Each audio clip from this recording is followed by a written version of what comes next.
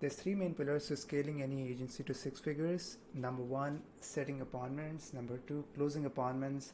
And number three, servicing a client. And these pillars go into like a sequential manner, meaning if you don't have any appointments, you can't close anybody. If you don't have any clients, you can service anybody. So it's very important that you go about it in a sequential manner. And if like after you get to like the six-figure mark, then it comes down to hiring as well, because you are the main bottleneck, you are doing all the work, and that's when it comes down to delegation and all that. But for the six-figure mark, these are the three main pillars.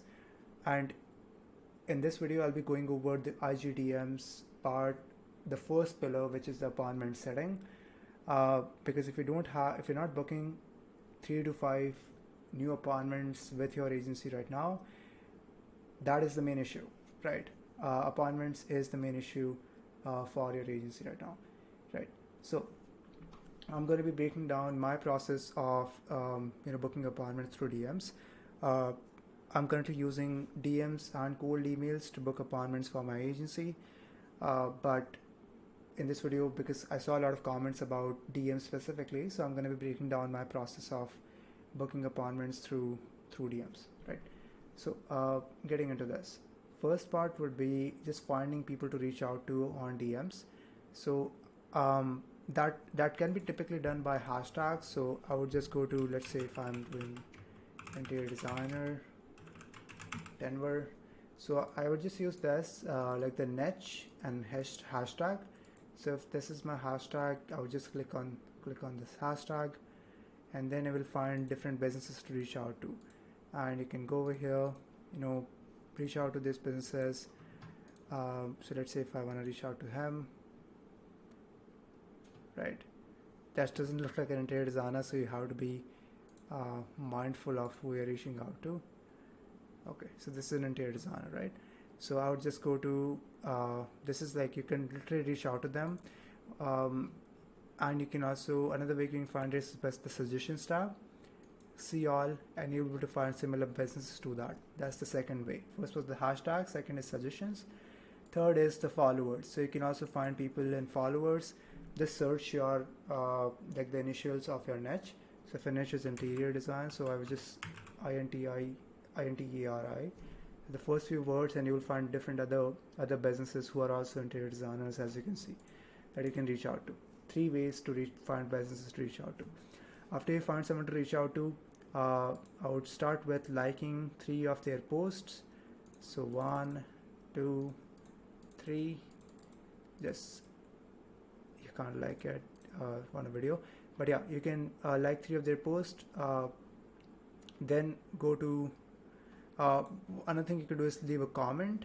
So actually is to provide my virtual assistants this SOP.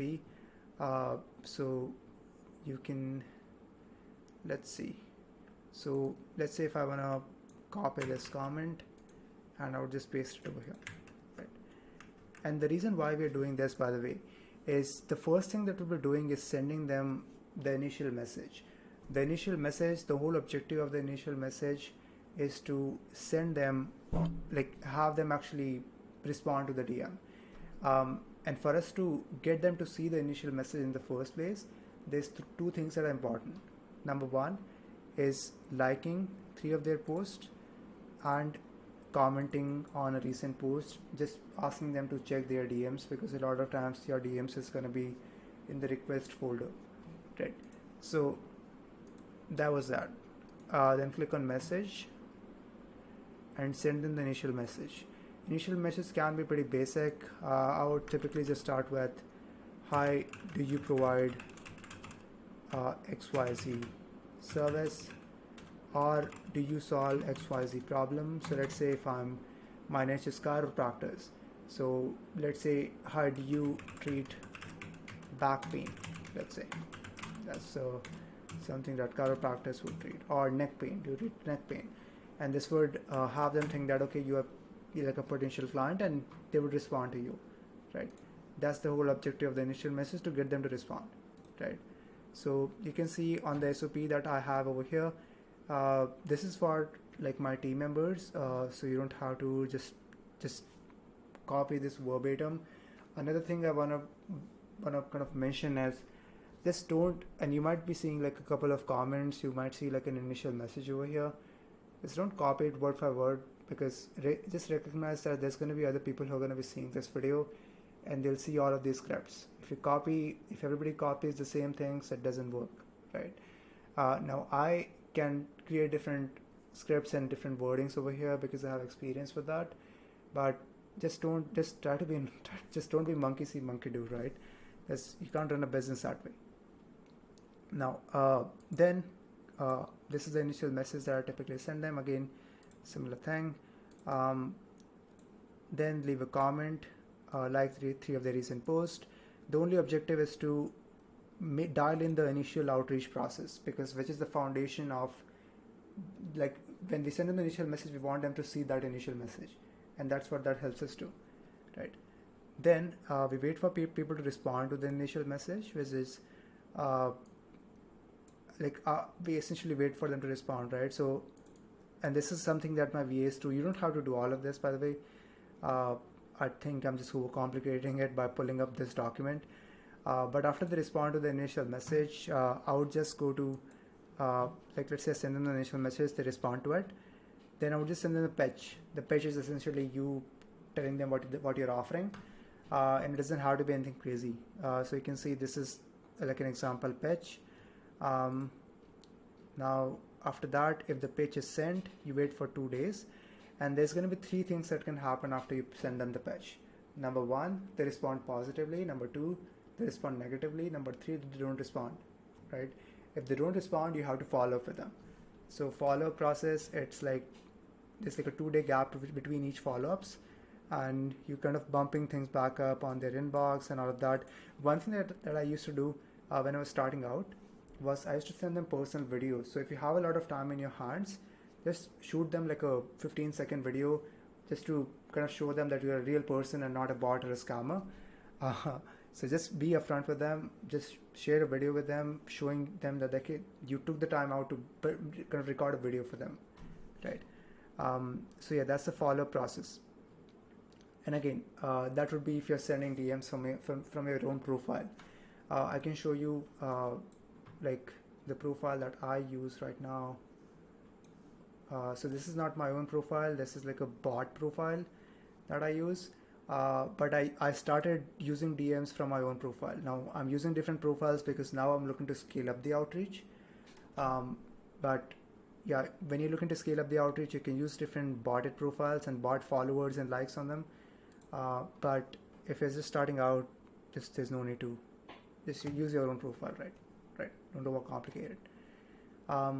Now, again, one important thing when it comes to profiles is just make it look human. Don't make it like an agency logo, and don't make it too crazy like that. Make it look human. Pictures of yourself, a couple of followers, at least like 100 followers I would recommend. Then a bio which makes you look human again. I don't like to helping X, Y, Z businesses do X, Y, and Z. Just don't do that. Just make it look human, because the objective is for the initial message to get them to respond, right? And if they see that, okay, you're just gonna sell them something, they won't even respond. So important thing, right? Now, so yeah, that was the follow-up process. So if they don't respond to the pitch, you go to the follow-ups.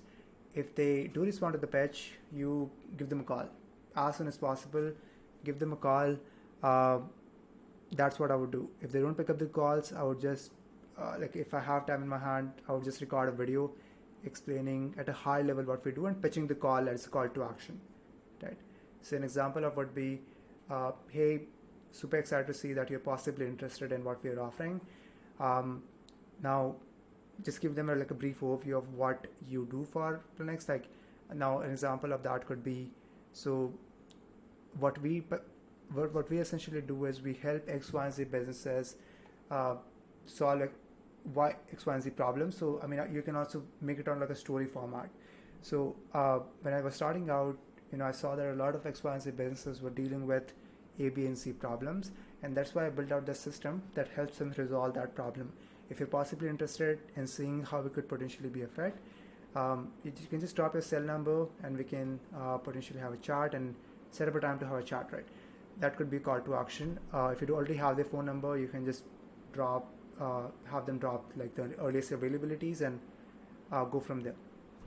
So that's if they respond positively. If they don't respond positively, you can either just do no worries, thanks, or send the conversation at that point. I like to ask them for a referral. So if they like no, I like to ask them that, okay, no worries. Like, do you know any other businesses in X, Y, Z niche who are struggling with, who might benefit from, whatever result that, like, the dream outcome that you're offering to these people? Do you know anybody else who might be, wanting this, or do you know anybody else who might be struggling with X, Y, and Z? I mean, I would rather do like the dream outcome one, because people hate to admit that they struggle with things, even though they suck. That's just human nature. But yeah, that's a quick caveat to that. Now, there was the three things. Apart from that, I mean, yeah, that's kind of like at a higher level, like the outreach process. It's not that overcomplicating. Now, this SOP, this is too in depth, because like I have my team members actually follow this. So you don't have to follow this verbatim. Like, my outreach process was not as complicated, but now that I'm looking to outsource I have kind of outsourced a lot of things. I need to have everything step by step laid out over here. So let's start with the information that I provided on this, the initial process, and what to do if they don't respond, what to do if they respond positively to the pitch, what to do if they respond negatively. Just implement that. Just take imperfect action. And if you have any specific questions, drop them in the comment. I'll try to record. I try to reply to them, each one of them. Obviously, I can't, because the comments are kind of getting too crazy, and I'm not kind of accustomed to, and I don't have honestly time to respond to every one of them. So, but yeah, comments to help me kind of figure out what you guys are struggling with, and what kind of videos I should be making. So yeah, just reply back. Just comment down below any video ideas, of any feedbacks that you guys have. I saw a couple of feedbacks about improving the video quality. To be honest, I'm not going to do that, because this is not my full-time gig. I'm just documenting my journey. I also had a couple of people reach out about editing, so I'm not looking for an editor.